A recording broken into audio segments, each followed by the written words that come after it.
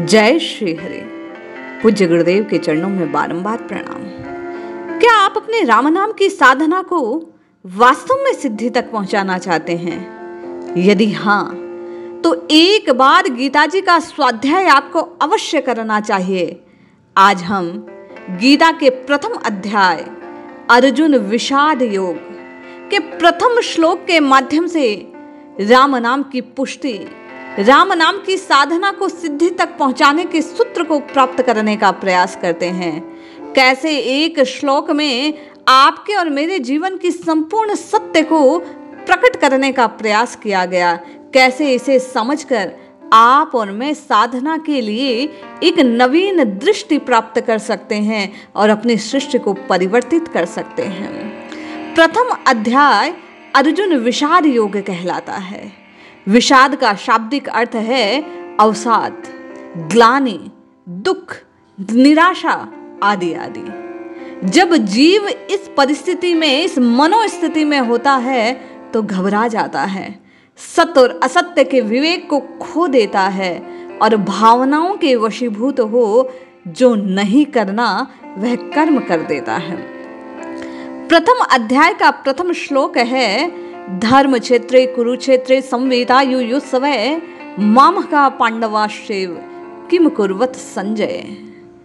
धृतराष्ट्र और संजय के बीच का यह संवाद है। आप और मैं जानने का प्रयास करें कि धृतराष्ट्र अर्थात कौन। जब आपकी और मेरी बुद्धि सत्य और असत्य की विवेक रूपी नेत्रों से रहित रहती है तो आप और मैं ही इस जीवन समर में धृतराष्ट्र के रोल में होते हैं। संजय कौन? प्रभु की कृपा से, संत की कृपा से, गोविंद की कृपा से, परमात्मा की कृपा से, परम पुरुष किसी गुरुदेव की कृपा से जब आपका और मेरा विवेक जागृत हो जाता है, विवेक रूपी नेत्र जब आपको और मुझे गुरुदेव प्रदान कर देते हैं, तब हम सत्य और असत्य को देख पाते हैं, उसके भेद को जान पाते हैं। तभी संजय बैठे हैं महल में और कुरुक्षेत्र की भूमि पर क्या चल रहा है ये धृतराष्ट्र को बता रहे हैं दिव्य नेत्रों से। दिव्य नेत्र कहने का तात्पर्य यही है कि जब गुरुदेव की कृपा से राम नाम की साधना के पुष्ट होने से, राम राम राम राम निरंतर रटने से आपको और मुझे अपने आत्म तत्व को जागृत करने का प्रयास करते हैं तो हमें ज्ञात होता है कि हमें क्या करना चाहिए और क्या नहीं। दो शब्द और आए इस श्लोक में, धर्म क्षेत्रे कुरुक्षेत्रे। ये आपका और मेरा जो हृदय है, जहाँ साधना पुष्ट होती है, जहाँ से साधना को परिष्कृत किया जाता है, प्रगाढ़ किया जाता है प्रभु के प्रेम को। ये धर्म भूमि कब बनती है? जब आप और मैं राम राम राम राम का नित्य निरंतर सिमरन करते हैं, जप करते हैं, तो आपकी और मेरी देवी संपत्ति प्रकट होने लगती है, पुष्ट होने लगती है और हमारा हृदय ही वास्तव में धर्म क्षेत्र बन जाता है, जहाँ धर्म रूप श्री हरि का प्रगटीकरण संभव होता है। किंतु संसार की छाया पड़ने से, संसार की हवा लगने से आपका और मेरा मन मलिन हो रहा है, हम वासनाओं के वशीभूत हो चुके हैं और यही क्षेत्र, यही हृदय, यही चित्त, यही मन कुरूप बन जाता है। कुरूप बनकर, मलिन बनकर आपको और मुझे गिराने का प्रयास करता है। धृतराष्ट्र पूछते हैं, अर्थात ये मन जब सत्य और असत्य के विवेक रूपी नेत्रों से रहित रहती है हमारी ये बुद्धि, तब मैं अर्थात अहम के भाव से पुष्ट होती है, अहम के भाव से तृप्त होती है, अहम के भाव से लिपटी रहती है और वह जानना चाहती है। उसमें ये जिज्ञासा होती है कि पांडु अर्थात हमारी पांचों इंद्रियां ये क्या कर रही हैं, क्या कर रही हैं, ये जानना साधक के हृदय में ये भाव जब पहले पहले अज्ञानावस्था में प्रकट होता है तो व्यक्ति अपने विकास के लिए, अपने उद्धार के लिए किसी सतगुरु के द्वार तक पहुंचने का प्रयास करता है।